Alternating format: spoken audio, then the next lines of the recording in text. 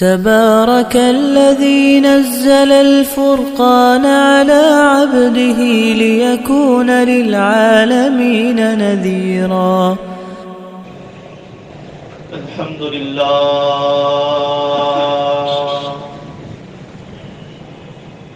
هو الله الذي لا إله إلا هو عالم الغيب والشهادة هو الرحمن الرحيم.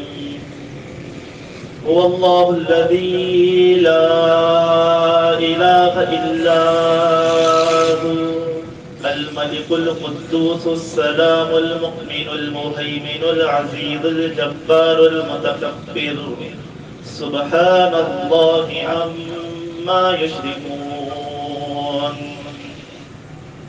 هو الله الخالق البارئ المصور له الأسماء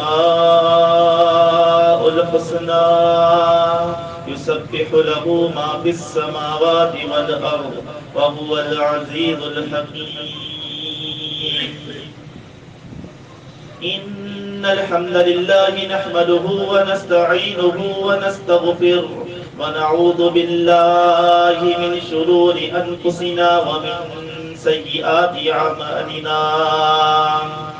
من يهده الله فلا مضل له ومن يضلله فلا هادي له.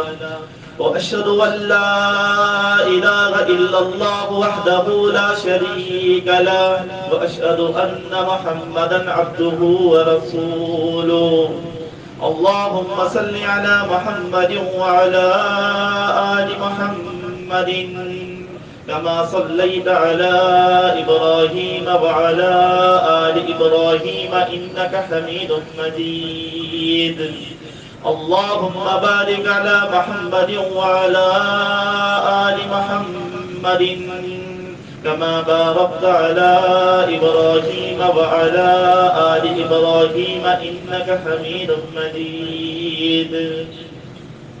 أما بعد فإن خير الحديث كتاب الله وخير الهدي هدي محمد صلى الله عليه وسلم وشر الأمور محدثاتها وكل محدثة بدعة وكل بدعة ضلالة وكل ضلالة في النار. أعوذ بالله السميع العليم من الشيطان الرجيم من همزه ونفثه ونفسه.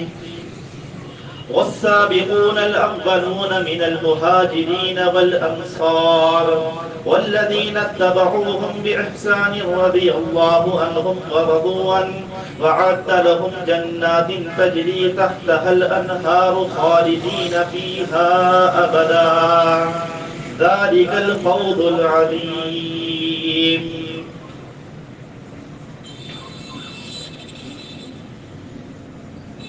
دین اسلام کی اہمیت، اس کی افادیت در حقیقت اس کے عقائد میں موجود ہے. اس کے اصول ہیں، ضوابط ہیں، قوانین ہیں، قواعد ہیں. اور یہ خوش قسمتی ہے ہماری کہ امام الانبیاء خاتم الرسل رحمت للعالمین محمد الرسول اللہ صلی اللہ علیہ وسلم کی بعثت، نبوت اور آپ کی وفات تک اللہ رب العالمین نے اسلام کی یہ تمام تر قواعد، اصول اور ضوابط حیات طیبہ میں مکمل فرمائے. اور جو شخص صحیح اسلام پر چلنے کی خواہش رکھتا ہے اس کے لیے بس یہی کافی ہے کہ وہ اللہ کی کتاب اور محمد رسول اللہ صلی اللہ علیہ وسلم کی اسوہ حسنہ کو اپنا کر اللہ رب العالمین کے پاس بروز قیامت کامیاب اور سرخرو ہو جائے. لیکن اس کے برعکس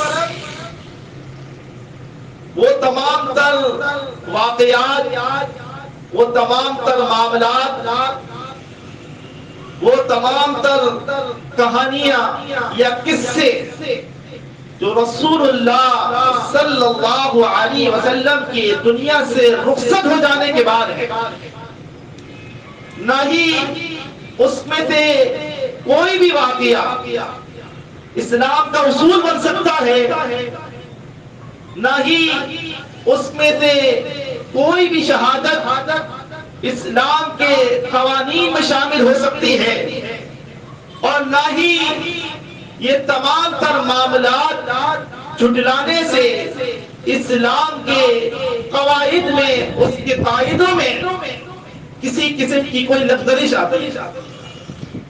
لیکن جب ہم اس بات کو بیان کرتے ہیں کہ نبی صلی اللہ علیہ وسلم نے 23 سال کے قریب عرصے میں عرب کی زمین پر اسلام کے علم کو بلند کیا، تو اس کے تمام تر واقعات کو بیان کرنا ہم پر لازم ہوتا ہے.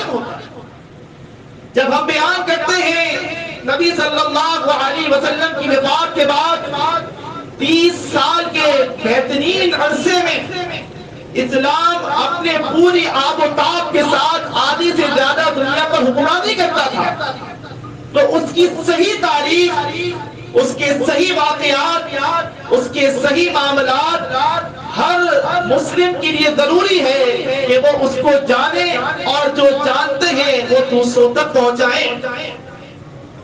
کیونکہ جہاں اسلام کے خلاف مختلف سازشیں ہوئی ہیں، ان میں ایک بڑھ کر سازش یہ بھی موجود ہے کہ اسلام کی تاریخ کو مسخ کرنے کی کوشش کی گئی ہے، اسلام کی تاریخ کو تبدیل کرنے کی کوشش کی گئی ہے، اسلام کی تاریخ میں اپنے ذہن کے معاملات کو داخل کرنے کی کوشش کی گئی ہے.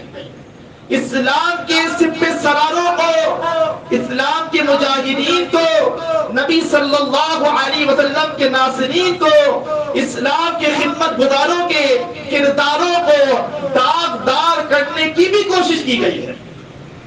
اور اس سازش میں جو کوئی شامل رہا، شامل ہو رہا ہے اور شامل ہوتا رہے گا، ان تمام کے لیے وعید ہے کہ وہ اسلام کی جڑوں کو کھوکھلا کر رہے ہیں.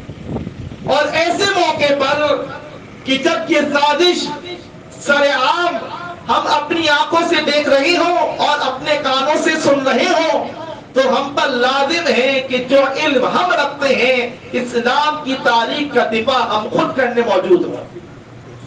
اور اس کے لیے ضروری ہے کہ ہمیں اس کا صحیح طور پر علم ہو کہ یہ اسلام کی تاریخ میں کیا کچھ ہوا ہے.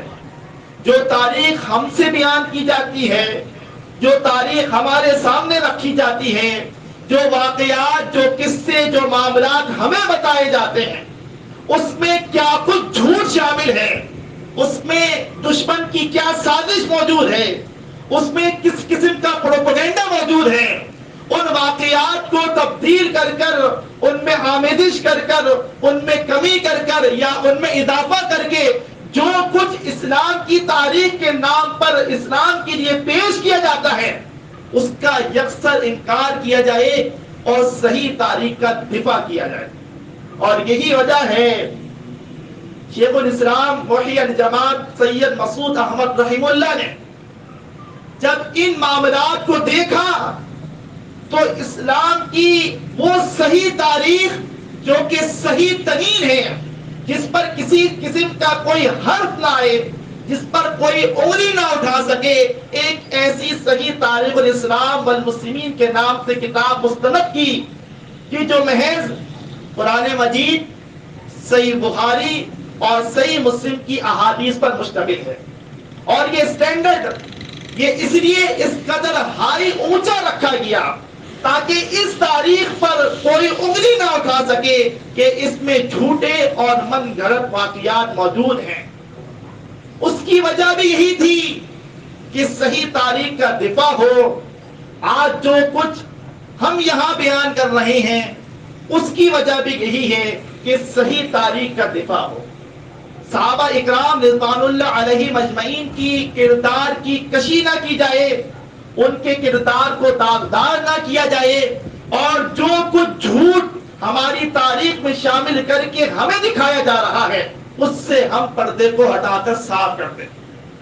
الغرض وہ تمام اصحاب محمد صلی اللہ علیہ وسلم کہ جنہوں نے نبی صلی اللہ علیہ وسلم کی حیات میں آپ کو دیکھتے ہوئے آپ کے ہاتھ پر بیعت کی، اسلام کا کلمہ پڑھا، ان سب کے لیے ایک ہی الفاظ میں اللہ رب العالمین نے سورہ توبہ میں یہ آیت نازل فرما دی، والسابقون الاولون من المہاجرین والانصار۔ یقیناً مہاجرین اور انصار میں وہ لوگ جو سبقت کر گئے، کہ جو مشکل دور میں اسلام قبول کر آئے، جنہوں نے اس دور میں اللہ کے نبی صلی اللہ علیہ وسلم کا ساتھ دیا جب اقتدار طاقت کچھ موجود نہیں تھا، آپ مغلوب تھے، وہ تمام افراد کی جو اس وقت ایمان لائے کہ جب آپ نے مدینہ کی طرف ہجرت بھی نہیں کی تھی اور آپ مکہ میں موجود تھے، اور اس کے بعد جب آپ نے مدینہ کی طرف ہجرت کی اور جنگیں شروع کی، اس موقع پر ایمان لائے، اپنی جان اور اپنے مال سے اسلام کے لیے وہ مدد کرتے رہے، ان کے ناصر بن کے رہے، والذین اتبعوہم بإحسان، اور وہ لوگ کہ جو اس کے بعد کہ جب مکہ فتح ہو گیا، جب اسلام غالب ہو گیا، جب نبی صلی اللہ علیہ وسلم کو طاقت اور قوت حاصل ہو گئی، والذین اتبعوہم بإحسان،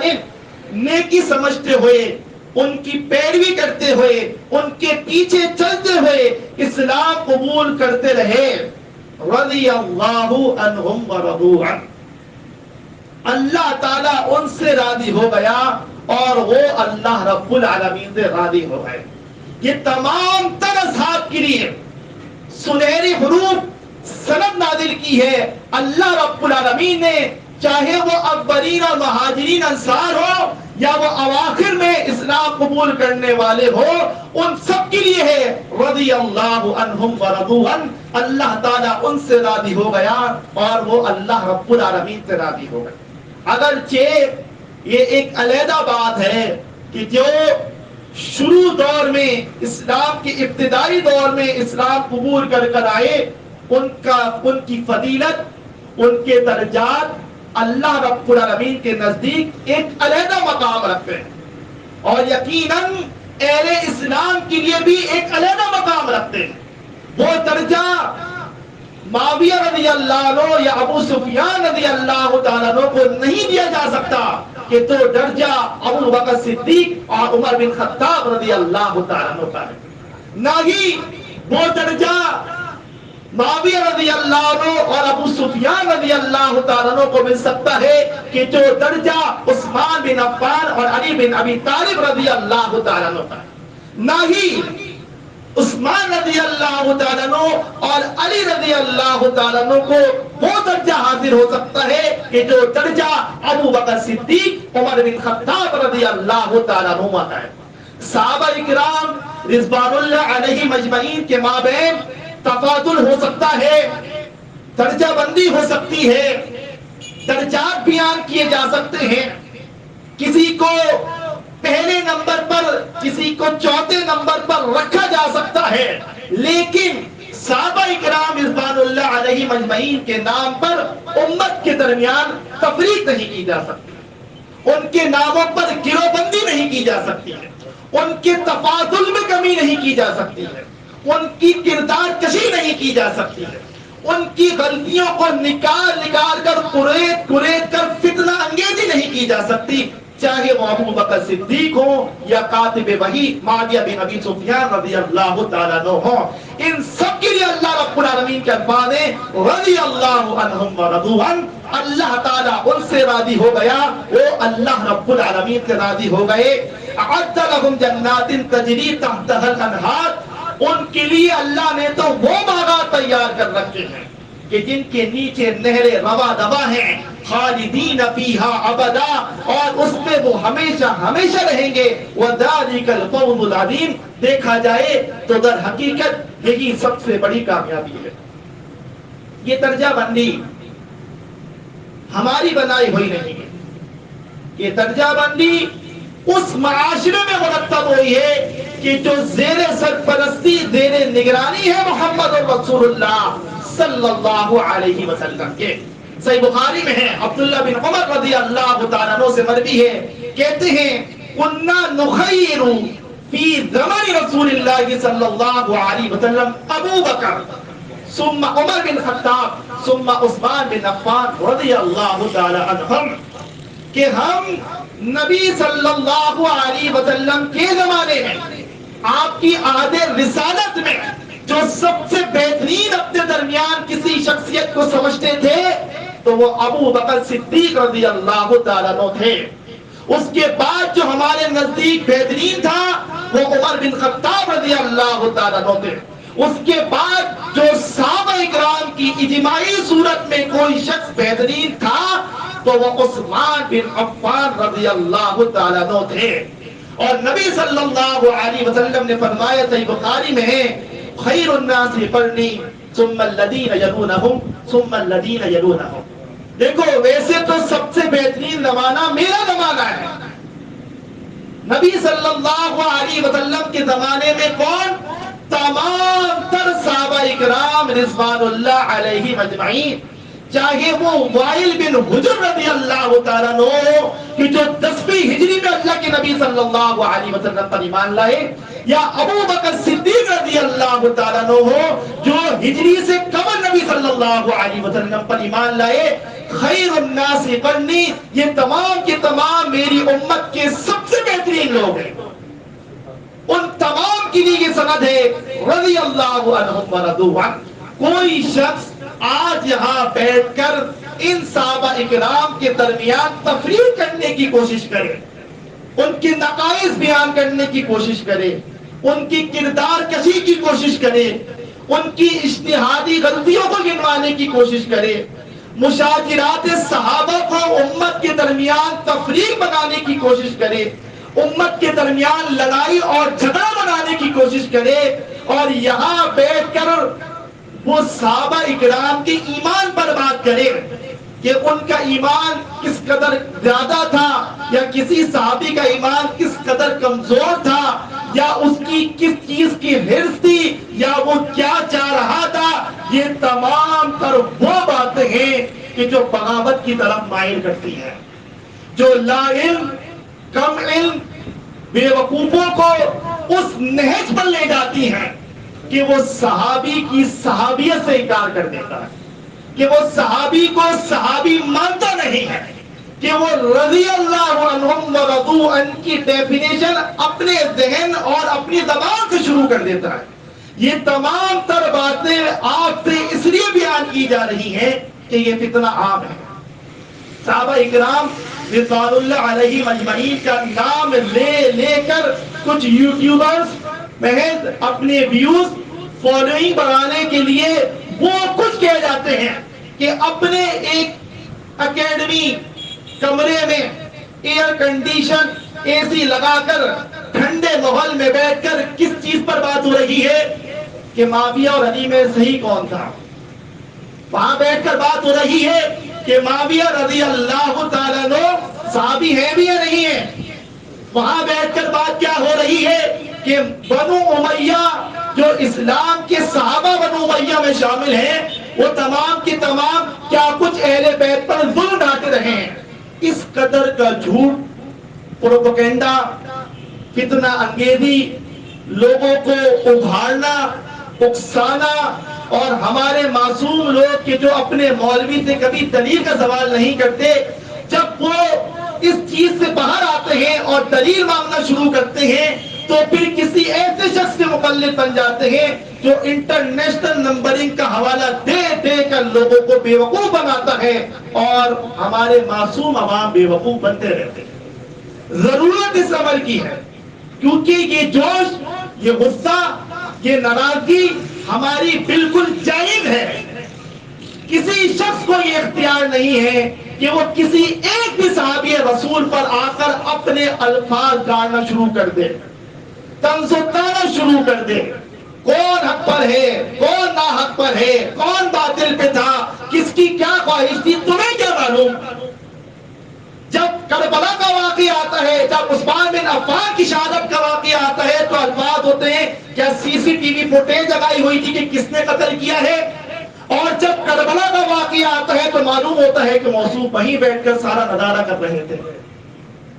یہ ان کی بات کر رہا ہوں میں کہ جو اہل سنت کے لبادہ اوڑھ کر اہل سنت کے لوگوں کو گمراہ کرنے کی کوشش کر رہے ہیں۔ روافض تو اپنا کام کر رہے ہیں، اور وہ لوگ کہ جو اس بات کا تھوڑا بہت بھی علم رکھتے ہیں وہ ان سے اجتناب کرتے ہیں، لیکن جو اصطلاحی معنوں میں دو گروہ ہیں ہماری امت کے، ایک اہل سنت اور ایک اہل تشیع کا، کہ جو لوگ اہل سنت بن کر نیم روافض بن کر روافض کے اصول، ان کے قواعد، ان کے قوانین کو بیان کرنے کی کوشش کرتے ہیں، آہستہ آہستہ جسے سلو پوائزن کہتے ہیں، ان کے ذہن میں ڈالنا شروع کرتے ہیں۔ جب ان کو نکالا تو یہ کہہ کر نکالا کہ شخصیت پرستی کسی کی نہیں کرنی، مقلد کسی کا نہیں بننا، اور جب اپنے پاس لے کر آ گئے تو اپنا شخصیت پرست بنا دیا، اپنا مقلد بنا دیا۔ جماعت المسلمین سید مسعود احمد رحم اللہ کی بھی اگر کوئی غلطی موجود ہے تو اس کو غلطی ہی کہے گی، ناجائز دفاع نہیں کریں گے، کیونکہ یہ انہی کی سیکھ ہے، انہی کی تربیت ہے کہ کسی کی تقلید اور شخصیت پرستی میں اس نہج پر نہیں پہنچنا کہ اس کی ہر بات کو جائز سمجھ لیا جائے، اس کی ہر بات کو پتھر پر لکیر سمجھ لیا جائے، اس کی ہر بات کو حرف آخر سمجھ لیا جائے۔ اور یہی وجہ ہے کہ ان کا کتابچہ شخصیت پرستی کے نام سے موجود ہے، جس میں یہی کچھ بیان کیا گیا ہے کہ غیر مقلدین کی تقلید کیا ہے۔ علماء کی محبت میں تو لوگ غلو کر جاتے ہیں، ان کے معاملات پھر کس نہج پر پہنچتے ہیں کہ وہ مقلد سے زیادہ ہولناک اور خوفناک بن جاتے ہیں۔ اگر نبی صلی اللہ علیہ وسلم کے زمانے میں ابن عمر رضی اللہ تعالیٰ عنہ کی زبانی جو شخصیت سب سے اولین تھی وہ ابو بکر تھے، پھر عمر تھے، پھر عثمان بن عفان رضی اللہ تعالیٰ عنہ تھے، اس کے بعد وہ خاموش ہو جاتے، مزید کچھ نہیں کہتے۔ محمد بن حنفیہ صحیح بخاری میں ہے، علی رضی اللہ تعالیٰ عنہ کے صاحبزادے ہیں، علی رضی اللہ تعالیٰ عنہ سے پوچھ رہے ہیں ابا جان ذرا یہ بتائیں آپ نبی صلی اللہ علیہ وسلم کے اصحاب میں نبی صلی اللہ علیہ وسلم کے بعد کس شخصیت کو سب سے بہترین تصور کرتے ہیں؟ بلا توقف علی رضی اللہ تعالیٰ عنہ پر کیا جواب ہے؟ ابو بکر۔ سب سے بہترین اگر امت کا کوئی آدمی ہے تو وہ ابو بکر ہے۔ قلت ثم من، میں نے پوچھا پھر کون ہے؟ اور عمر۔ پھر بلا توقف فرمایا پھر عمر بن خطاب ہیں۔ کہتے ہیں مجھے لگا اب اگر میں نے کہا پھر کون ہے تو علی رضی اللہ تعالیٰ عنہ کہہ دیں گے عثمان بن عفان ہے۔ میں نے کہا ہے ابا جان یقیناً اس کے بعد تو آپ ہی ہوں گے۔ علی رضی اللہ تعالیٰ عنہ کہ جن کی محبت اہل بیت کی محبت کا ڈھونگ رچا کر غلو کر کر تمام تر صحابیوں کے ایمان پر بات کی جاتی ہے، ان کا جواب ہے ان انا الا رجل من المسلمین، میں تو کچھ نہیں ہوں، مسلمین کا ایک عام آدمی ہوں، میری کوئی اوقات نہیں ہے۔ یہ ان کی کثرت نفسی تھی، یہ ان کی عاجزی تھی۔ اگرچہ علی رضی اللہ تعالیٰ عنہ کا مقام، مرتبہ، ان کی بلندی، ان کا درجہ ایک الگ صفت رکھتا ہے اسلام کے ماننے والوں میں، لیکن خود ان کی زبانی جو الفاظ ہیں وہ کیا ہے کہ میں کچھ نہیں ہوں۔ پہلے ابو بکر ہیں، پھر عمر ہیں، پھر عثمان بن عفان رضی اللہ تعالیٰ عنہ ہیں۔ جو موضوع اور عنوان پر بحث یہاں آپ سے کی جا رہی ہے کہ عثمان رضی اللہ تعالیٰ عنہ کی شان، اس کو بیان کرنے کا ایک مقصد ہے، اس کے پیچھے ایک فکر ہے، اس کے پیچھے ایک سوچ ہے کہ عثمان بن عفان رضی اللہ تعالیٰ عنہ پر وہ لوگ جو تانا زنی کرتے ہیں، روافض نہیں، نیم روافض، کہ ان کی خلافت میں کوتاہیاں اس قدر تھیں کہ جس کی بنیاد پر ان کو شہید کیا گیا، یا وہ خلافت کے حقدار نہیں تھے، وہی بلوائیوں کی اور جو باغیین تھے، جو خارجین تھے کہ جنہوں نے ان کے خلاف کام شروع کیا تھا، ان کی خلافت کو ختم کرنے کے سارا پروپیگنڈا ان کا تھا. اور بدقسمتی سے کہ آج تک ہم میں موجود ہیں ایسے لوگ موجود ہیں کہ جو عثمان رضی اللہ تعالیٰ عنہ کی خلافت میں غلطیاں مانتے ہیں کہ وہ اپنوں کو نوازا کرتے تھے، بیت المال سے اپنے لوگوں کو دیا کرتے تھے، اپنوں کو عہدوں پر رکھا کرتے تھے، اسلامی معاملات میں غلطیاں کیا کرتے تھے، جس کی بنیاد پر اسلام کے ماننے والوں نے ان کا محاصرہ کر کے انہیں شہید کر دیا. معاذ اللہ. یہ کس قدر بڑی ضرب ہے ایک صحابی رسول پر کہ جو ناانصافی کرتا ہے خلافت کے عہدے کو سنبھال کر، جو کہ اس وقت اسلام کا سب سے عظیم تر عہدہ ہے، اس وقت کہ جب اسلام 2 بر اعظموں تک پہنچ چکا ہے. عثمان بن عفان رضی اللہ تعالیٰ عنہ کی خلافت پر جو لوگ اعتراض کرتے ہیں ان کی اطلاع کے لیے عرض ہے کہ یہی عثمان بن عفان ہیں کہ جن کی خلافت میں آذربائیجان فتح ہوا ہے، انہی کی خلافت میں مصر فتح ہوا ہے، انہی کی خلافت میں آرمینیا فتح ہوا ہے، انہی کی خلافت میں قیصر اور کسرا، اس کے بعد ایران اور عراق فتح ہوئے ہیں. انہی کی خلافت میں جو خواب، جو بشارت محمد رسول اللہ صلی اللہ علیہ وسلم دے کر گئے تھے اپنی حیات طیبہ میں ام حرام رضی اللہ تعالیٰ عنہ کو، ام حرام رضی اللہ تعالیٰ عنہا کو، کہ میری امت میں سے کچھ لوگ سمندر سے جنگ شروع کریں گے، اور ان کا قافلہ نبی صلی اللہ علیہ وسلم کے خواب میں پیش کیا گیا کہ وہ ایسے جا رہے ہیں سمندر میں، ایسے گزر رہے ہیں تختوں پر بیٹھ کر جیسے کوئی بادشاہ گزر رہے ہوتے ہیں. اور یہ کارنامہ بھی عثمان بن عفان رضی اللہ تعالیٰ عنہ کے حق میں جاتا ہے کہ ان کی خلافت میں، اور اہم ترین بات، یہ بشارت پوری ہوتی ہے کاتب وحی معاویہ بن ابی سفیان رضی اللہ تعالیٰ عنہ کے اوپر. ان کی قیادت میں عثمان بن عفان کی خلافت میں سب سے پہلے جو بحری جنگ کا آغاز ہوا، جو بحری لشکر تیار کیا گیا، بحری بیڑا بنایا گیا، بحری جہاز بنائے گئے اور جنگ ہوئی بحر سے، یعنی کہ سمندر سے. اس لشکر کے سپہ سالار بھی کون تھے؟ معاویہ بن ابی سفیان رضی اللہ تعالیٰ عنہ. خلیفہ کون تھے؟ عثمان بن عفان رضی اللہ تعالیٰ عنہ. اور اس کے بعد اسلام کی قیادت، اسلام کی خلافت، اسلام کی طاقت ایک بر اعظم سے دوسرے بر اعظم میں منتقل ہو گئی. 12 سال خلافت کا دور ہے عثمان بن عفان رضی اللہ تعالیٰ عنہ کا. 66 سال کی عمر میں انہوں نے اقتدار سنبھالا. 66 سال یہ وہ وقت ہوتا ہے کہ جو بڑھاپے کا وقت ہوتا ہے، جس میں ذہن، جسم، صلاحیتیں، توانائی ویسی نہیں رہتی کہ جو ایک 40 سال کے اور 30 سال کے مرد میں موجود ہوتی. نبی صلی اللہ علیہ وسلم 40 سال کی عمر میں نبی صلی اللہ علیہ وسلم کو نبوت عطا کی. 63 سال کی عمر میں آپ فوت ہوئے ہیں. عمر بن ابو بکر صدیق رضی اللہ تعالیٰ عنہ 63 سال کی عمر میں فوت ہوئے ہیں. عمر بن خطاب رضی اللہ تعالیٰ عنہ 63 سال کی عمر میں فوت ہوئے ہیں. مسند احمد میں صحیح سند کے ساتھ. عثمان بن عفان رضی اللہ تعالیٰ جب امت کا بیڑا سنبھالتے ہیں، خلافت کا اقتدار سنبھالتے ہیں، اور یوں ہی نہیں کہ کسی نے آ کر آپ کے ہاتھ پر بیعت کر لی ہو، کہ جب صحیح بخاری میں ہے عمر بن خطاب رضی اللہ تعالیٰ عنہ کو نیزہ مار کر زخمی کیا گیا. ابو فیروز لولو کہ وہ مجوسی تھا کہ جس نے فجر کی نماز کے بعد حملہ کیا عمر بن خطاب رضی اللہ تعالیٰ عنہ پر. آپ تلاوت کر رہے تھے اور آپ چیخ کر بولے عبد الرحمن بن عوف کو کہ مجھے یوں لگتا ہے جیسے مجھے کسی جانور نے کاٹ دیا ہے. اور اس وقت اس فیروز لولو نے جو پہلی صف تھی مسلمین کی صحابہ اکرام کی، وہاں پر بھی نیزے برسائے. 8 سے 10 صحابہ اکرام وہیں پر شہید ہوئے، سنن کبریٰ بہقی میں موجود ہے، اور اس کے بعد جا کر اس نے اپنے آپ کو خود مار لیا، اس نے خودکشی کر دی۔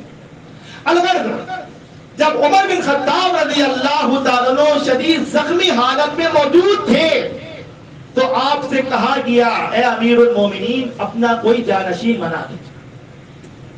عمر بن خطاب رضی اللہ تعالیٰ عنہ کا کیا جواب ہے کہ میں اپنے بعد انہی لوگوں کو مقرر کرتا ہوں کہ جن سے نبی صلی اللہ علیہ وسلم ابو بکر صدیق رضی اللہ تعالیٰ عنہ اپنی حیات طیبہ میں راضی رہے، اور موت اس حال میں ہوئی کہ وہ ان سے راضی تھے، اور وہ 6 نام لے لیتے ہیں: عثمان بن عفان، علی بن ابی طالب، زبیر بن عوام، ابو طلحہ انصاری، عبد الرحمن بن عوف رضی اللہ تعالی عنہم۔ اور جب ان کی وفات ہو جاتی ہے، وہ شہید ہوتے ہیں، صحیح بخاری صحیح مسلم میں یہ پورا واقعہ موجود ہے، اور اس وقت کہ جب یہ 6 اصحاب موجود ہیں تو عبد الرحمن بن عوف رضی اللہ تعالیٰ عنہ نے یہ بیڑا اٹھایا کہ میں آپ کے درمیان اس صحیح آدمی کو خلیفہ مقرر کروں گا کہ جو امت کے لیے اس وقت کا بہترین ہوگا، اور مسلمین جس کو پسند کرتے ہوں گے، اگر آپ لوگ یہ اختیار مجھے عطا کرتے ہیں۔ اور 3 دن 3 راتیں اور 2 دن صحیح بخاری میں ہے، عبد الرحمن بن عوف خود بیان کرتے ہیں 2 راتیں میں نے جاگ کر گزاری، 3 دن مسلمین کے معاشرے میں رہ کر گزاری، لوگوں سے ان کی مشاورت کی، ان سے مشورہ لیا، ان کی رائے جانی، اور جب خلیفہ بنانے کا وقت ہوا تو سب سے پہلے علی رضی اللہ تعالیٰ عنہ کے پاس جاتے ہیں اور ان سے پوچھتے ہیں کہ میں آپ کو اللہ کی قسم دے کر پوچھتا ہوں کہ اگر آپ کو اس اسلام کی امان تھما دی جائے، خلیفہ مقرر کر دیا جائے، آپ ہمیں بھروسہ ہے اللہ اور رسول کے احکامات کے مطابق اسلام کی صدارت کریں گے، کیا آپ اس بات کی گواہی دیتے ہیں؟ علی رضی اللہ تعالیٰ عنہ بلا توقف کہتے ہیں کیوں نہیں، میں یہی کروں گا۔ اور پھر انہیں سے کہتے ہیں کہ میں آپ سے یہ بھی سوال کرتا ہوں کہ اگر میں عثمان بن عفان کو یہ خلافت تھما دیتا ہوں، اسلام کی قیادت دے دیتا ہوں، کیا آپ ان کا ویسے ہی ساتھ دیں گے جیسے اللہ کے رسول صلی اللہ علیہ وسلم ابو بکر صدیق، عمر بن خطاب رضی اللہ تعالیٰ عنہ کا دیا کرتے تھے؟ قال نعم، انہوں نے کہا ضرور، کیوں نہیں، میں ویسے ہی ان کا ساتھ دوں گا جیسے میں اس سے قبل اسلام کے قائدین کا ساتھ دیتا رہا ہوں۔ اور پھر انہوں نے اپنا ہاتھ بڑھایا اور سب سے پہلے علی عثمان بن عفان رضی اللہ تعالیٰ عنہ کی کسی نے بیعت کی تو وہ عبد الرحمن بن عوف رضی اللہ تعالیٰ عنہ تھے۔ صحیح بخاری میں یہ حدیث موجود ہے۔ مسلمین کی، صحابہ اکرام کی تمام تر مشاورت کے بعد عثمان رضی اللہ تعالیٰ عنہ خلیفہ مقرر ہوئے، اور یہ خلافت اور ان کی شہادت در حقیقت عثمان رضی اللہ تعالیٰ عنہ کی زندگی کے فضائل میں یہی تو سب سے بڑی فضیلت ہے کہ جس پر مخالفین طعنہ زنی کرتے ہیں، اعتراض کرتے ہیں، طنز کرتے ہیں، الزام لگاتے ہیں، کردار کشی کرتے ہیں، در حقیقت اللہ کے نبی صلی اللہ علیہ وسلم اپنی زندگی میں ان کے لیے یہ سب سے بڑی فضیلت قرار دے کر چلے۔ صحیح بخاری میں ہے، نبی صلی اللہ علیہ وسلم ابو بکر صدیق رضی اللہ تعالیٰ عنہ، عمر بن خطاب رضی اللہ تعالیٰ عنہ، عثمان بن عفان رضی اللہ تعالیٰ عنہ احد پہاڑ پر موجود ہے۔ دنیا کی 4 بہترین ہستیاں احد پر ایک ساتھ موجود ہیں، جلوہ افروز ہے۔ احد لرز اٹھتا ہے ان کی فضیلت کی وجہ سے، ان کے وزن کی وجہ سے، ان کے بوجھ کی وجہ سے، ان کی فضائل کی وجہ سے۔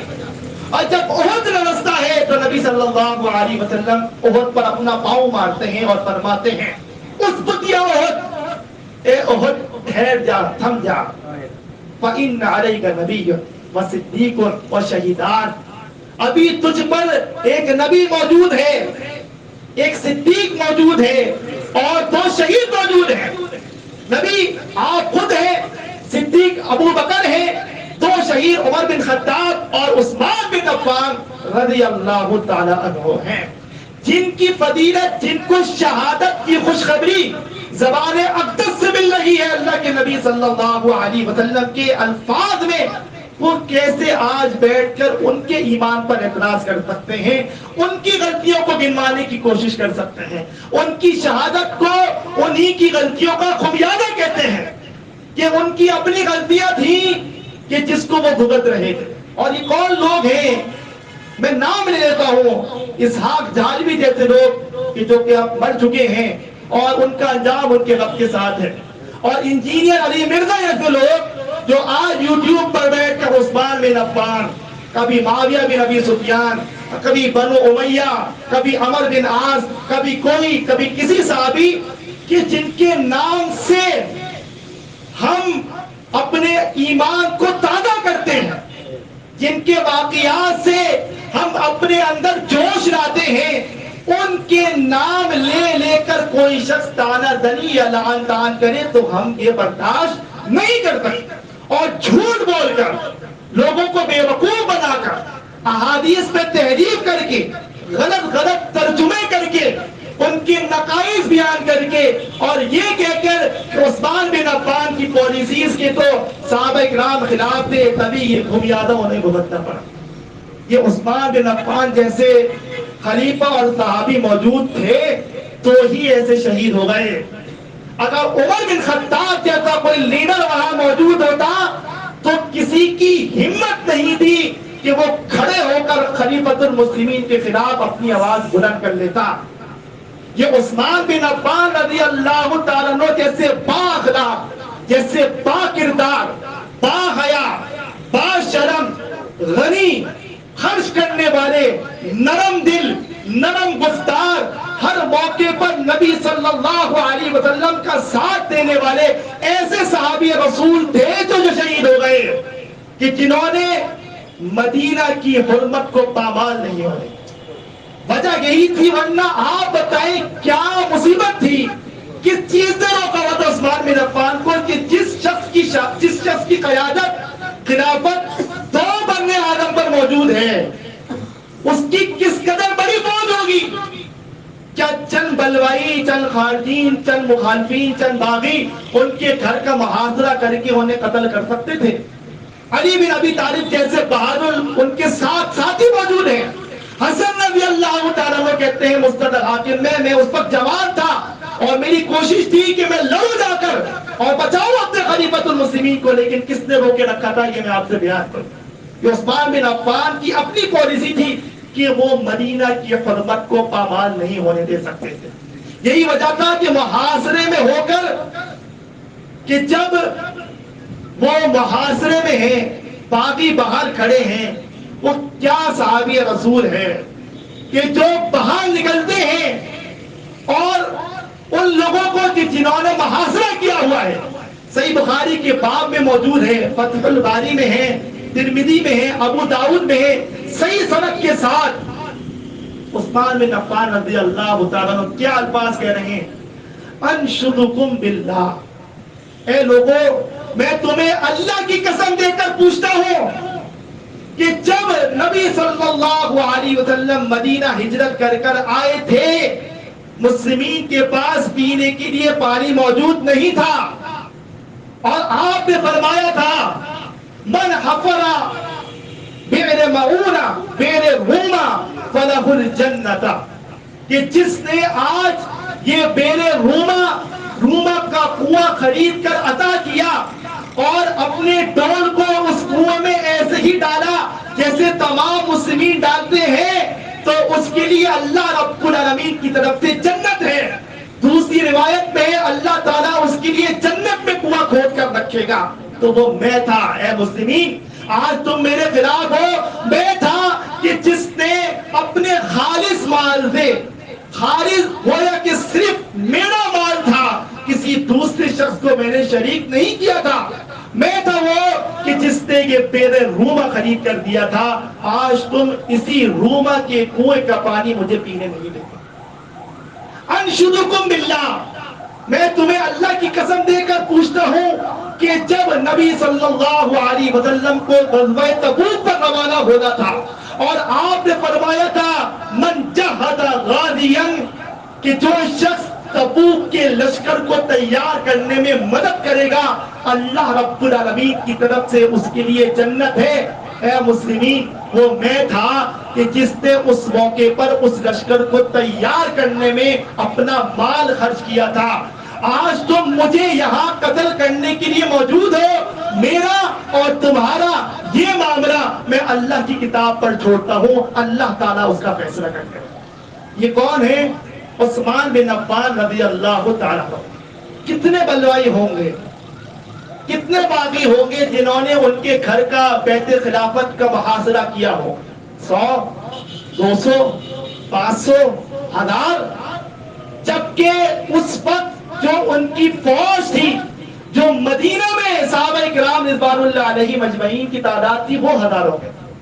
کیا مشکل تھی کہ ان کو ایک حکم دیا جاتا، کچھ دیر کے لیے مدینہ کی حرمت پامال ہوتی، خون ریزی ہوتی، قتل کر کے چھوڑ دیا جاتا۔ عثمان بن عفان رضی اللہ تعالیٰ عنہ یہ باحیا آدمی تھے۔ کیوں؟ کیونکہ ان کو نصیحت تھی، ان کو بشارت تھی نبی صلی اللہ علیہ وسلم کی، اور اسی بشارت کی وجہ سے وہ وہاں خاموش موجود رہے۔ مصنف ابن ابی شیبہ میں ہے، عائشہ صدیقہ رضی اللہ تعالیٰ عنہ سے مروی ہے، کہتی ہیں کہ ایک موقع پر اللہ کے نبی صلی اللہ علیہ وسلم نے فرمایا ادعونی اصحابی، مجھ سے کہا جاؤ میرے کسی صحابی کو بلا کر لاؤ۔ میں نے پوچھا اقلت ابو بکر، کیا آپ چاہتے ہیں کہ میں ابو بکر کو بلا کر لاؤں؟ قال لا، کہا نہیں، پھر خاموش ہو گئے۔ پھر کہا میرے صحابی کو بلا کر لاؤ۔ میں نے پوچھا کیا آپ عمر بن خطاب چاہتے ہیں کہ میں عمر بن خطاب کو بلاؤں؟ کہا نہیں، عمر بن خطاب بھی نہیں۔ پھر کہا میرے صحابی کو بلا کر لاؤ۔ کہتی ہے میں نے پوچھا ابن امی کا علی بن ابی طالب، کیا آپ اپنے بھتیجے، اپنے چچا کے بھائی علی رضی اللہ تعالیٰ عنہ کو بلانا چاہتے ہیں؟ کہا نہیں۔ پھر میں نے پوچھا آپ کی مراد کیا عثمان بن عفان سے ہے کہ میں عثمان بن عفان کو بلاؤں؟ قال نعم، فرمایا ہاں عثمان بن عفان کو بلا کر لاؤ۔ عثمان بن عفان رضی اللہ تعالیٰ عنہ تشریف لاتے ہیں۔ نبی صلی اللہ علیہ وسلم عائشہ رضی اللہ تعالیٰ عنہ سے کہتے ہیں کہ تم ایک طرف ہو جاؤ، مجھے عثمان سے کچھ بات کرنی ہے۔ نبی صلی اللہ علیہ وسلم عثمان بن عفان سے سرگوشی فرما رہے ہیں، کچھ بات کر رہے ہیں۔ جب بات کر رہے ہیں، راوی حدیث جو عائشہ صدیقہ رضی اللہ تعالیٰ عنہ سے سن چکے ہیں، وہ بیان کرتے ہیں کہ اس بات چیت کے دوران عثمان بن عفان کے چہرے کا رنگ اڑ گیا، زرد پڑ گیا، اور جب نبی صلی اللہ علیہ وسلم عثمان بن عفان کو رخصت کرنے لگے تو آپ ان سے فرما رہے ہیں یا عثمان ان اللہ عز وجل عسى ان يلبسك قمیصا، اے عثمان اللہ تعالیٰ قریب ہے کہ تمہیں ایک قمیص پہنائے گا۔ کون پہنائے گا؟ اللہ تعالیٰ تمہیں ایک قمیص پہنائے گا۔ وَإِنْ أَرَادَكَ الْمُنَافِقُونَ عَلَى خَلْقِهِ فَلَا تَغْلَبُوا حَتَّى تَلْقَانِي، اور جب منافقین یہ چاہیں کہ تم سے اس قمیص کو چھین لیں، اس قمیص کو اتار لیں، ہرگز انہیں یہ کرنے نہ دینا، یہ قمیص نہ اتارنے دینا، مر جانا حتی تلقانی، مجھ سے آ کر ملنا، لیکن یہ قمیص نہ چھوڑنا۔ یہ کون سی قمیص ہے؟ یہ خلافت ہے عثمان بن عفان رضی اللہ تعالیٰ عنہ کی، کہ جس کی بشارت، جس کی خوشخبری اللہ کے نبی صلی اللہ علیہ وسلم ان کی زندگی میں انہیں عطا کر کے گئے۔ مصنف ابن ابی شیبہ میں ہے، عبداللہ بن زبیر رضی اللہ تعالیٰ عنہ سے مروی ہے، کہتے ہیں کہ جب محاصرہ ہوا ہے، میں عثمان بن عفان سے ملاقات کے لیے موجود ہوں، اور میں ان سے کہہ رہا ہوں، اور اس سے قبل مستد آمد کہیں صحیح سند کے ساتھ کہ عثمان بن عفان رضی اللہ تعالیٰ عنہ کی دیوار کے پار وہ منافقین وہ خارجین، وہ بلوائی، وہ باغی موجود ہیں اور منصوبہ بندی کر رہے ہیں عثمان رضی اللہ تعالیٰ عنہ کے قتل کی. اور عثمان رضی اللہ تعالیٰ عنہ بڑے تعجب کے ساتھ آتے ہیں اور جو ساتھی ان کے ساتھ موجود ہیں ان سے کہہ رہے ہیں انہیں کیا ہوا ہے، یہ مجھے کیوں قتل کرنا چاہتے ہیں، جبکہ میں نے اپنے نبی محمد الرسول اللہ صلی اللہ علیہ وسلم سے سنا ہے، آپ نے فرمایا ہے ثلاث لا یحل، 3 آدمیوں کے علاوہ کسی مسلم کا خون نہیں بہایا جا سکتا. اور وہ 3 آدمی کون ہے؟ من ارتد الاسلام، وہ شخص کہ جو اسلام چھوڑ دے، یا الزانی الشبیب، الزانی الشیب، بوڑھا دانی کہ جو شخص ایک عمر پا چکا ہے، بوڑھا ہو چکا ہے پھر بھی زنا کرتا ہے، یا تیسرا وہ شخص کہ جس نے کسی معصوم کو قتل کیا ہو، قتلا نفسا بنفس، اور اس کے قصاص میں اسے قتل کیا جائے. میرا کیا معاملہ ہے؟ جب سے اللہ نے مجھے ہدایت دی ہے میں نے کبھی سوچا نہیں ہے کہ میں اسلام سے مرتد ہو جاؤں، اسلام کو چھوڑ دوں. بات زنا کی ہے، میں تو وہ آدمی ہوں ما زنتو فی زمن الجاہلیہ، میں نے تو جاہلیت کے دور میں زنا نہیں کیا، اسلام لانے کے بعد میں کیا زنا کروں گا. اور بات رہی قتل کی، تو نہ میں نے کسی نفس کو قتل کیا ہے، نہ ہی میرا کسی معصوم کو قتل کرنے کا ارادہ ہے. فَبِمَا يَقْتُلُونِي، پھر کیا وجہ ہے کہ یہ مجھے قتل کرنا چاہتے ہیں. اس موقع پر عبداللہ بن زبیر رضی اللہ تعالیٰ عنہ کہتے ہیں، مصنف ابن ابی شیبہ میں ہے صحیح سند کے ساتھ، بہت مصنف ابن ابی شیبہ کہا جاتا ہے کہ پڑھا جا کر، ہماری ویب سائٹ پر موجود ہے، یہ انجینئر وغیرہ جیسے لوگ کہ کتاب الزمن پڑھیے، کتاب الصفین پڑھیے، ترجمے کے ساتھ موجود ہے. یہ نہیں پڑھا کہ جہاں بتایا عبداللہ بن زبیر رضی اللہ تعالیٰ عنہ نے کہ میں نے کہا اے امیر المومنین اخرج فقاتلہم، نکلیے اور جا کے ان سے لڑیے، قتال کیجئے، کیوں بیٹھے ہیں؟ ان معاک من قدر نصر اللہ باقل منہ واللہ ان قتالہم حلال. اللہ تعالیٰ آپ کے ساتھ ہے، آپ کے ساتھ تو وہ صحابہ موجود ہیں کہ جب وہ بہت قلیل تعداد میں یعنی کہ بدر کے موقع پر موجود تھے تب اللہ نے مدد کی تھی. وہ صحابہ بھی آپ کے ساتھ موجود ہیں، لڑائی کرنے کے لیے آپ نکلے، اور اللہ کی قسم ان قتالہم حلال، ان کے ساتھ آج لڑنا حلال ہے، ان کا خون بہانا حلال ہے، ان کا قتل کرنا، ان کو مارنے پر کوئی قصاص نہیں ہے، یہ قتل کرنے کے ہی قابل ہے. آپ نکلیے، صحابہ کرام بھی آپ کے ساتھ، لڑیے ان سے.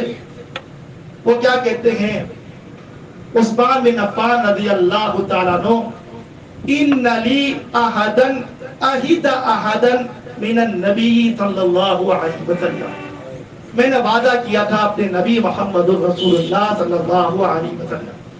آپ نے نصیحت کی تھی مجھ سے، آپ نے عہد لیا تھا مجھ سے کہ عثمان بس یہ قمیض نہ چھوڑنا، یہ تمہارا کام ہے، خلافت ان کے حوالے نہ کرنا، لیکن لڑائی بھی ان کے ساتھ نہ کرنا. یہ نصیحت کی تھی نبی صلی اللہ علیہ وسلم نے مجھے، اے عثمان کہ تم خلافت کے منصب پر قائم رہنا کیونکہ یہ اللہ نے تمہیں عطا کی ہے، لیکن مدینے کی حرمت کو پامال نہ کرنے کی جستجو تھی عثمان بن عفان کی، جس کی بنیاد پر انہوں نے قتال نہیں کیا. اور حدیث سنائی کہ نبی صلی اللہ علیہ وسلم نے فرمایا تھا کہ یہ مکہ حرمت والا شہر ہے، اور 2 پتھروں کے درمیان، پتھریلی جگہوں کے درمیان یہ جو یثرب مدینہ موجود ہے، المدینۃ حرام، یہ مدینہ بھی حرمت والا شہر ہے. جس نے مکہ اور مدینہ کی حرمت کو پامال کیا اس پر اللہ کی، فرشتوں کے، اس کے رسولوں کی لعنت ہے. اس حرمت کی پامالی کے ڈر سے عثمان بن عفان رضی اللہ تعالیٰ عنہ ابن زبیر کے کہنے کے باوجود قتال نہیں کر رہے ان لوگوں سے کہ جو آپ کی جان لینے کے در پر ہیں. اور پھر فرماتے ہیں من کان لی علیہ سمع وطاعت فلیطیع عبداللہ بن زبیر، جو کوئی واقعتاً مجھے اپنا خلیفہ، اپنا امیر سمجھتا ہے جو کوئی میری سننا چاہتا ہے، میری اطاعت کرنا چاہتا ہے، میری بیعت پر قائم ہے، اسے چاہیے کہ وہ عبداللہ بن زبیر کی اطاعت کرے. وَكَانَ أَمَّرَهُ يَوْمَئِذٍ عَلَى الدَّارِ وَكَانَ يَوْمَئِذٍ صَائِمًا. کیونکہ جب عثمان بن عفان کو گھر میں قید کر دیا گیا، نظر بند کر دیا گیا، اس وقت انہوں نے اپنا نائب عبداللہ بن زبیر رضی اللہ تعالیٰ عنہ کا بنایا ہوا، اور یہ فرمان جاری کیا وہاں سے اپنے گھر سے بیٹھ کر کہ جو لوگ میرے ساتھ ہیں، میری بیعت پر قائم ہیں، مجھ سے مخلص ہیں، میری سننا چاہتے ہیں، میری اطاعت کرنا چاہتے ہیں، وہ قتال نہیں کریں گے، وہ تلوار نہیں اٹھائیں گے. اگرچہ امام فتنہ نماز پڑھاتا ہے تو نماز ہونے دو، لیکن قتال نہیں ہوگا. اطاعت کرتے رہنا عبداللہ بن زبیر کی، جو میرے اس وقت کے جانشین موجود ہیں. وَكَانَ يَوْمَئِذٍ صَائِمًا. اور یہ وہی دن ہے جو ان کی موت کا دن تھا، اور اس دن وہ روزے سے تھے، وہ روزے سے تھے. عثمان بن عفان رضی اللہ تعالیٰ عنہ یہ با کردار، با اخلاق، با حیا، با شرم صحابی رسول ہیں. عثمان بن عفان رضی اللہ تعالیٰ عنہ جن کی شہادت کی ہوئی ان کی بشارت ان کی حیات میں ہے، جن کی خلافت بھی برحق ہے. جیسے ابو بکر اور عمر کے لیے نبی صلی اللہ علیہ وسلم نے الفاظ فرمائے تھے. ترمذی میں ہے صحیح سند کے ساتھ، ابو موسیٰ اشعری رضی اللہ تعالیٰ عنہ سے مروی ہے کہ آپ نے مسلمین کو حکم دیا تھا کہ میرے بعد ابو بکر اور عمر کی اقتداء کرنا، ان کی اطاعت کرنا. گویا کہ آپ کا اشارہ تھا کہ میرے بعد یہی دو صحابی ہیں کہ جو خلیفہ بننے والے ہیں. یہی بات نبی صلی اللہ علیہ وسلم عثمان بن عفان کی فضیلت میں فرما کر گئے تھے. کیا فرمایا نبی صلی اللہ علیہ وسلم نے؟ مسند احمد میں حسن سند کے ساتھ عبداللہ بن حوارہ رضی اللہ تعالیٰ عنہ سے مروی ہے. کیا الفاظ ہیں آپ کے؟ من نجا من ثلاث فقد نجا. میرے بعد قریبی فتنے ہوں گے، اور جو کوئی میرے بعد ان تین فتنوں سے بچ گیا، ان تین فتنوں سے اسے نجات مل گئی، در حقیقت وہی ناجی ہے، در حقیقت اسے ہی صحیح طور پر نجات ملی ہے. اور وہ تین فتنے کیا ہیں؟ موتی، سب سے پہلا فتنہ ہوگا میری موت، کیونکہ نبی صلی اللہ علیہ وسلم کا دنیا سے رخصت ہو جانا یہ صحابہ کرام رضوان اللہ علیہ مجمعین کی زندگیوں کا سب سے بڑا دکھ تھا، سب سے بڑا ان کے نزدیک اسلام کا نقصان تھا. ان کے لیے یہ سب سے بڑی آزمائش تھی کہ اللہ کے نبی صلی اللہ علیہ وسلم فوت ہو جائیں، اور یہ آزمائش کی تاب نہیں لا سکے. اس وقت جب ابو بکر صدیق رضی اللہ تعالیٰ عنہ خلیفہ بنے، اور بعض لوگوں نے زکوٰۃ دینے سے انکار کر دیا. منکرین زکوٰۃ گویا کہ اس نجات کو نہ حاصل کر سکے کہ جس کی خوشخبری سنائی اللہ کے نبی صلی اللہ علیہ وسلم نے. ابو بکر نے ان کے ساتھ جنگ کی، ان کے ساتھ قتال کیا، کچھ لوگ قتل کیے گئے. خالد بن ولید رضی اللہ تعالیٰ عنہ کو لشکر کا سپہ سالار بنا کر بھیجا ابو بکر نے، اور کیا تاریخی الفاظ فرمائے کہ اللہ کی قسم میں ہر اس شخص سے قتال کروں گا کہ جو نماز اور زکوٰۃ میں تفریق کرتا ہے، جو نماز پڑھتا ہے زکوٰۃ کا انکاری ہے، میں اس سے قتال کروں. واللہ میں اس سے ضرور بضرور قتال کروں گا. لو منعونی عناقاً، کہ اگر رسی کا ایک بٹا جو وہ نبی صلی اللہ علیہ وسلم کو بھی زکوٰۃ کے طور پر ادا کرتا تھا، آج وہ مجھے دینے سے روکے گا، واللہ لأقاتلن، اللہ کی قسم میں اس سے ضرور قتال کروں گا. من فرق الصلاۃ والزکاۃ، کہ جو صلاۃ اور زکوٰۃ کے درمیان تفریق کرے. مستد ابو یعلا میں ہے خالد بن ولید لشکر کے سپہ سالار تھے، گئے، کچھ لوگوں کو جب قتل کیا، لوگوں کے دل میں ڈر بیٹھا تو پھر وہ زکوٰۃ ادا کرنے لگے. یہ پہلا فتنہ. اور دوسرا فتنہ فرمایا نبی صلی اللہ علیہ وسلم نے، وَقَتْلُ خَلِيفَةٍ مُسْتَبْرٍ بِالْحَقِّ يُؤْتِيَهُ. اور دوسرا فتنہ یہ ہے کہ میرے ایک خلیفہ کو قتل کیا جائے گا. کیا فرمایا؟ میرا ایک خلیفہ. کیا خلافت ناحق ہے؟ عثمان بن عفان کی یا وہ خلافت کے حقدار یا نااہل ہیں. اللہ کے نبی صلی اللہ علیہ وسلم کے الفاظ ہیں عثمان بن عفان میرے خلیفہ ہیں اور ان کو قتل کیا جائے گا اس حال میں کہ وہ مستبر ہیں, کہ وہ ثابت قدم ہوں گے, حق پر قائم ہوں گے. ان کی غلطیوں کا نتیجہ نہیں ہے ان کی شہادت, وہ حق پر قائم تھے کہ جب ان کو شہید کیا گیا. اور یہ الفاظ ہیں محمد رسول اللہ صلی اللہ علیہ وسلم کے مستبرین بالحق کی, کہ وہ حق پر ثابت قدم ہوں گے اور وَيُؤْتِيَهُ اور خلافت کے حقوق ادا کر رہے ہوں گے. یہ عثمان بن عفان ہیں کہ جن کا میں نے بتایا کہ خلافت کہاں تک پہنچی. رہی بات کہ وہ اپنوں کو نوازتے تھے, یہ صفت عثمان رضی اللہ تعالیٰ عنہ کی ان کی زندگی اور فطرت میں شامل تھی. کیوں کہا جاتا ہے عثمان غنی؟ کیا جب بیر روما خریدا تھا تو کیا بیت المال سے مال خرچ کیا تھا؟ روما خریدتے وقت بھی اپنی جان کے پیسوں سے مال خرچ کیا تھا. انہیں کیا لالچ کی پیسوں کی؟ جب غزوہ تبوک کے لیے لشکر تیار کیا تو کہاں سے پیسہ آیا عثمان بن عفان کے پاس؟ اپنا پیسہ تھا, اپنا مال تھا, وہ غنی تھے, خرچ کرتے تھے. وہ اس وقت بھی اپنوں کا خیال رکھتے تھے اور خلیفہ بننے کے بعد بھی ان کا خیال رکھتے تھے. رہی بات عہدوں کی, عہدے اسی کو دیا کرتے تھے جو اہل تھا, کسی نااہل کو کبھی عہدہ نہیں دیا.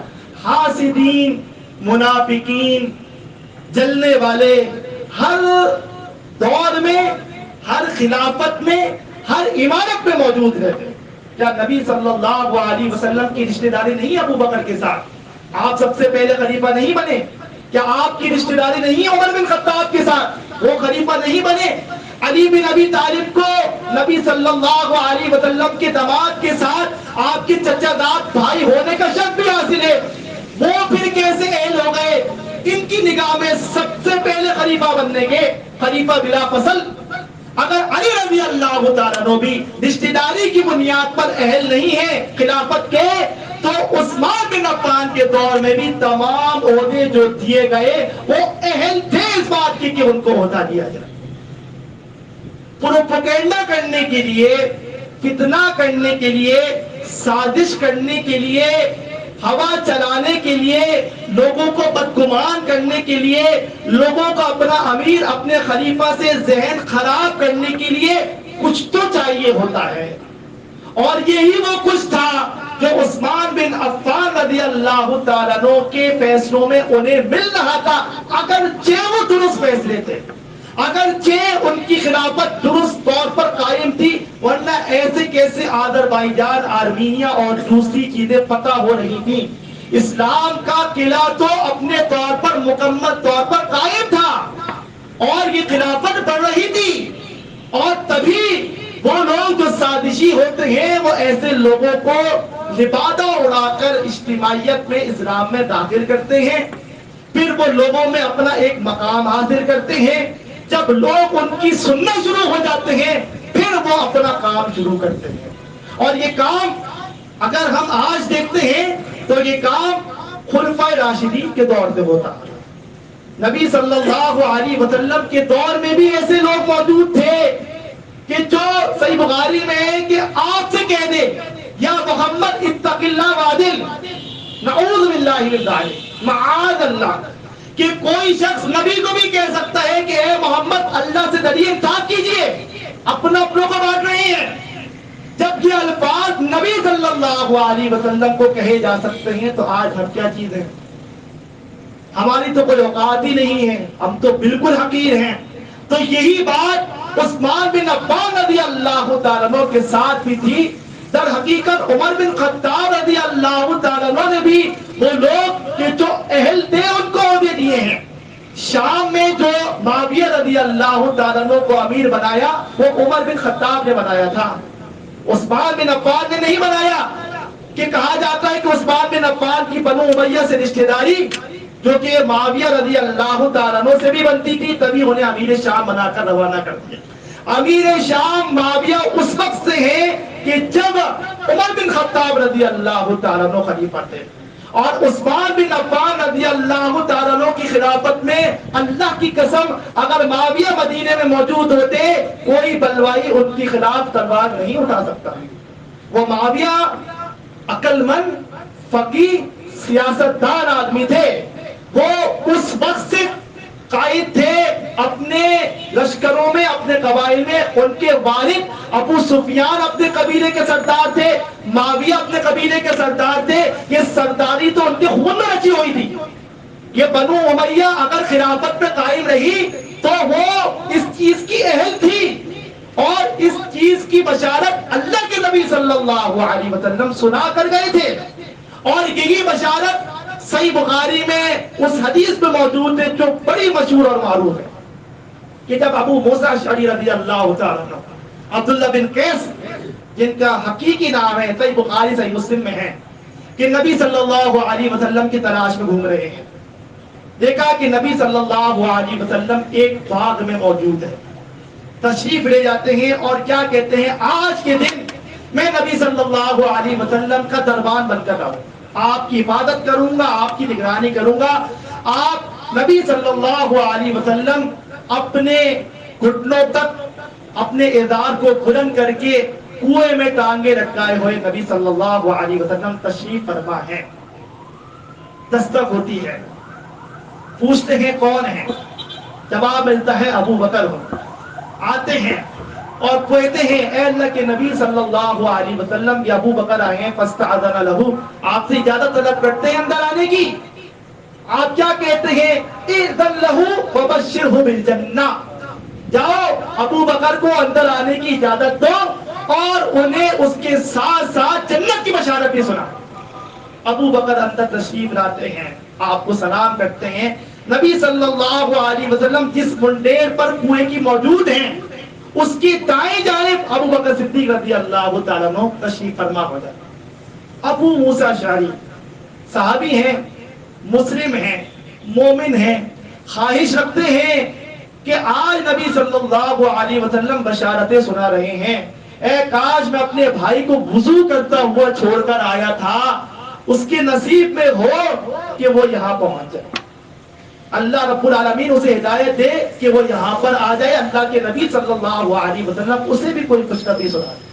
اسی سوچ میں موجود ہے کہ پھر دستک ہوتی ہے. پوچھتے ہیں کون, کہتے ہیں عمر. اللہ اسی کو لے کر آتا ہے کہ جسے اللہ تعالیٰ نے بشارت دے دی ہے.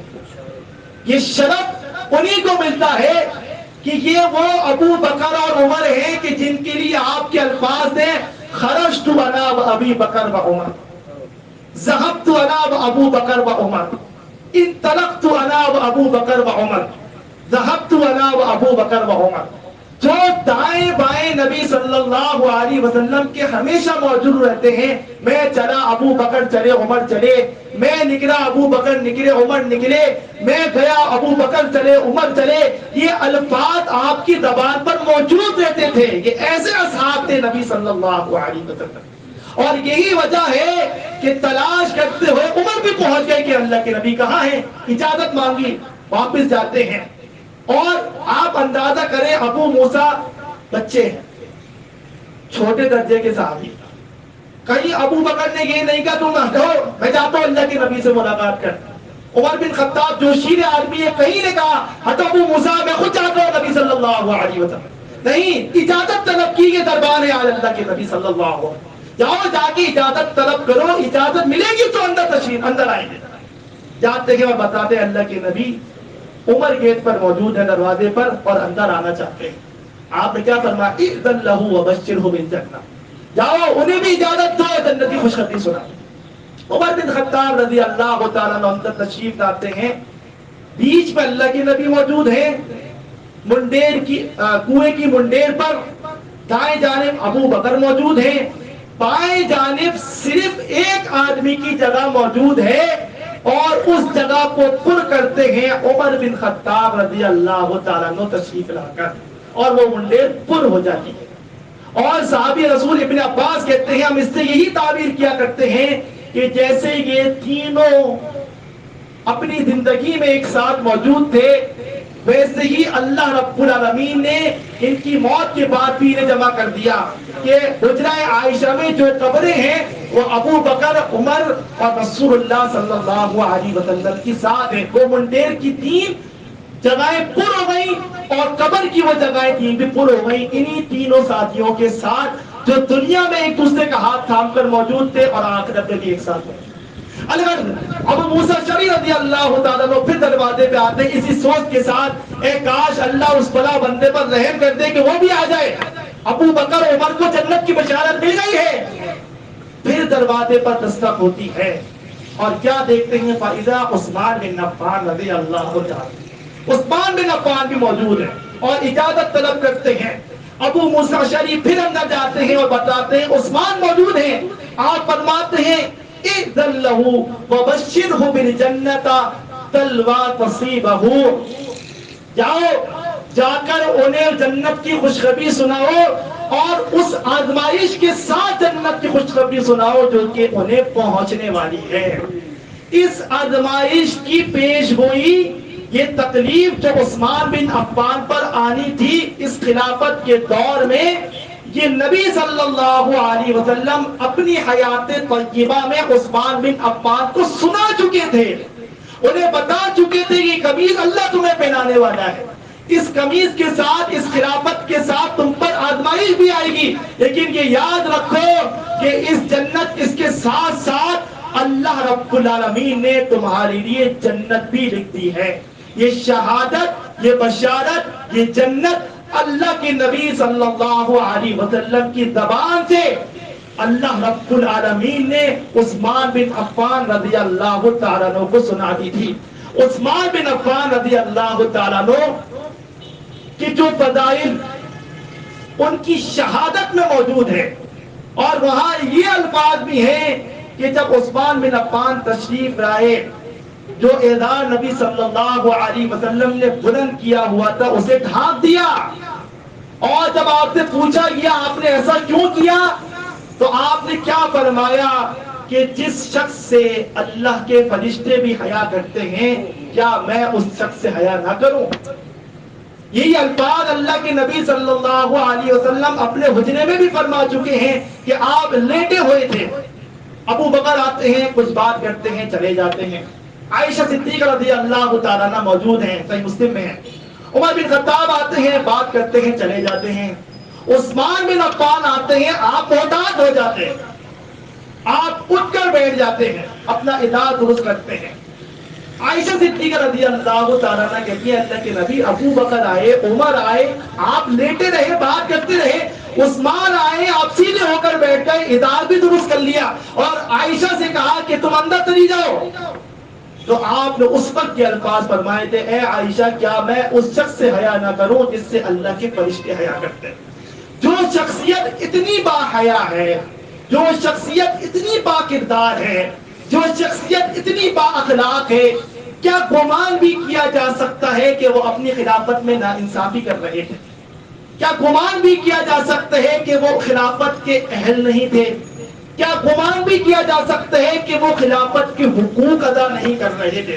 اور وہ لوگ کہ جو عثمان بن عفان رضی اللہ تعالیٰ عنہ کے قاتلین ہیں، ان کو اگر آج کوئی یوٹیوب پر بیٹھ کر پروموٹ کرنے کی کوشش کرے گا تو ہم روکیں گے، ہم دفاع کریں گے، ہم بتائیں گے کہ اصلیت کیا ہے، کہ جب کربلا کی CCTV فوٹیج تمہیں نہیں ملی اور تم نے کربلا کے قاتل کسی کو بھی بنا دیا، اپنے طور پر اپنے تئیں کسی پر بھی الزام لگا دیا کہ وہ امام حسین رضی اللہ تعالیٰ عنہ کا قاتل ہے، اگرچہ وہ بہت بڑا نقصان ہے اسلام کا، اگرچہ وہ بھی ایک مظلومانہ شہادت ہے، لیکن جب وہاں پر CCTV فوٹیج نہیں ملی تو عثمان بن عفان کے تو حقائق موجود ہیں، احادیث موجود ہیں، روایتیں موجود ہیں، واضح الفاظ کے ساتھ موجود ہے کہ کون کون عثمان رضی اللہ تعالیٰ عنہ کے قتل میں شریک تھا، کون تھے وہ بلوائی، کون تھے وہ خارجین، کون تھے وہ باغین کہ جنہوں نے عثمان بن عفان رضی اللہ تعالیٰ عنہ پر یہ ظلم کیا۔ وہ اسلام کی سب سے زیادہ مظلومانہ شہادت ہے. آپ سنتے ہیں حسین نواسہ رسول صلی اللہ علیہ وسلم امام حسین رضی اللہ تعالیٰ عنہ کی مظلومانہ شہادت یقیناً وہ ایک مظلومانہ شہادت ہے. اس سے بڑی مظلومانہ شہادت کیا ہوگی کہ جو شخص 2 بر اعظم پر اسلام کا خلیفہ ہے اس کو اسی کے گھر میں کود کر قتل کر دیا جائے. یہ تو ہم نے صرف الفاظ سنے ہیں، ڈرامے سنے ہیں، کہانیاں سنی ہیں کہ پانی بنتا کربلا کا، پانی پینے کو نہیں مل رہا تھا، پورے خاندان کو مارا گیا. کوئی ایسی صحیح مستند روایت موجود نہیں. یہ صحیح مستند روایت صحیح بخاری کے باب میں ہے کہ ان کا پینا پانی بن کیا ہوا تھا. یہاں در حقیقت پانی نہیں مل رہا تھا عثمان بن عفان کو. یہ کوئی ظلم نہیں ہے. یہاں آنسو نہیں بہائے جاتے، یہاں معاملہ نہیں کیا جاتا، یہاں قاتلین کو چھپایا جاتا ہے، یہاں قاتلین کو علی رضی اللہ تعالیٰ عنہ کے لشکر میں ڈال دیا جاتا ہے. اگرچہ وہ موجود تھے ہم ان کا بھی دفاع کریں گے، کربلا کا واقعہ بھی بیان کریں گے، لیکن جو پہلی شہادت ہے عثمان بن عفان رضی اللہ تعالیٰ عنہ ذو النورین رضی اللہ تعالیٰ عنہ، اسے کیوں پسے پش ڈالا گیا؟ کیا مقاصد ہے، کیا سوچ ہے، کیا فکر ہے؟ کیا ان کا قصور یہی تو نہیں کہ وہ علی رضی اللہ تعالیٰ عنہ سے پہلے خلیفہ بن گئے؟ یا ان کا قصور صرف اتنا تو نہیں کہ وہ بنو امیہ کے قبیلے سے تعلق رکھتے ہیں؟ یہ عثمان بن عفان وہ ہیں جن کو ذو النورین کا لقب دیا گیا محض اس وجہ سے تاریخ عالم میں، اسلام کی تاریخ میں کوئی شخص ایسا نہیں گزرا کہ کسی ایک نبی کی 2 بیٹیاں اس کے نکاح میں موجود نہیں ہوں. عثمان بن عفان رضی اللہ تعالیٰ عنہ کا پہلا نکاح رقیہ رضی اللہ تعالیٰ عنہ نبی صلی اللہ علیہ وسلم کی صاحبزادی سے اسلام آنے سے قبل ہوا تھا، مستدرک حاکم میں صحیح سند کے ساتھ. اور جب وہ فوت ہوئی اسلام آنے کے بعد دوسرا نکاح ام کلثوم رضی اللہ تعالیٰ عنہ سے ہوا. وہ اس وقت ہوا جب کہ اسلام وہ قبول کر چکے تھے. اور پہلی ہجرت حبشہ کی طرف کی عثمان بن عفان رضی اللہ تعالیٰ عنہ نے رقیہ رضی اللہ تعالیٰ عنہ کے ساتھ، اور دوسری ہجرت مدینہ کی طرف کی عثمان رضی اللہ تعالیٰ عنہ. 2 ہجرتیں، 2 بیٹیاں اللہ کے نبی صلی اللہ علیہ وسلم کی لختی جگر عثمان بن عفان کی نکاح میں موجود رہیں. اور مصنف ابن ابی شیبہ مستدرک حاکم میں صحیح سند کے ساتھ کہ جب عمر بن خطاب رضی اللہ تعالیٰ عنہ نے اپنی بیٹی حفصہ بنت خطاب کا، حفصہ بنت عمر کا پیغام نکاح دیا عثمان بن عفان کو، تو انہوں نے انکار کر دیا. پہلے ابو بکر کو دیا، انہوں نے انکار کیا، پھر عثمان بن عفان کو دیا، انہوں نے انکار کیا، کیونکہ انہیں معلوم تھا کہ اللہ کے نبی صلی اللہ علیہ وسلم خود ارادہ رکھتے ہیں حفصہ رضی اللہ تعالیٰ عنہ سے نکاح کرنے کا. اور کیا الفاظ کہے مستدرک حاکم میں صحیح سند کے ساتھ نبی صلی اللہ علیہ وسلم نے عمر سے، اے عمر کیا میں تمہیں تمہاری بیٹی کے لیے ایک بہترین داماد نہ دے دوں، اور اپنی بیٹی کے لیے ایک بہترین داماد کو اختیار نہ کر لوں؟ میری بیٹی ام کلثوم کا نکاح میں کرتا ہوں عثمان سے، اور تمہاری بیٹی حفصہ کا میں نکاح کرتا ہوں خود اپنی ذات سے. اور اسی بنا پر وہ بنی ام المومنین اور عثمان بن عفان بنے ذو النورین رضی اللہ تعالی عنہ. وہ لوگ کہ جو محاصرہ کیے ہوئے تھے، کہ جنہوں نے گھیراؤ کیا ہوا تھا عثمان رضی اللہ تعالیٰ عنہ کے گھر کا، اور جس طریقے سے انہوں نے قتل کیا، ان کے ناموں کے ساتھ روایات موجود ہیں. وقت کی کمی کے باعث یہ میں آپ سے بیان نہیں کر سکا، لیکن یہ آپ سے وعدہ ہے کہ یہ ایکسپوز ہوگا، یہ پردہ یہ انکشاف میں کروں گا کہ عثمان رضی اللہ تعالیٰ عنہ کے قاتلین کون تھے، کن مقاصد کے ساتھ تھے، اور آج کے دور میں کون لوگ ان کو سپورٹ کرتے ہیں، ہیرو کا درجہ دیتے ہیں، ان کے نام کے ساتھ رحمت اللہ علیہ لگاتے ہیں، جبکہ وہ منافقین ہیں، لعنت اللہ علیہ ہیں، کہ جنہوں نے عثمان بن عفان رضی اللہ تعالیٰ عنہ جیسے صحابی کو شہید کیا، مظلومانہ قتل کیا، جس طریقے سے کیا۔ یہ تمام تر واقعات انشاءاللہ اگر اللہ نے زندگی رکھی اور توفیق دی تو اگلی محفل میں آپ سے ضرور بیان کروں۔ فَقُولُ قَوْلِي هَٰذَا لِي وَلَكُمْ اسْتَغْفِرُ اللَّهَ۔ تبارك الذي نزل الفرقان على عبده ليكون للعالمين نذيرا۔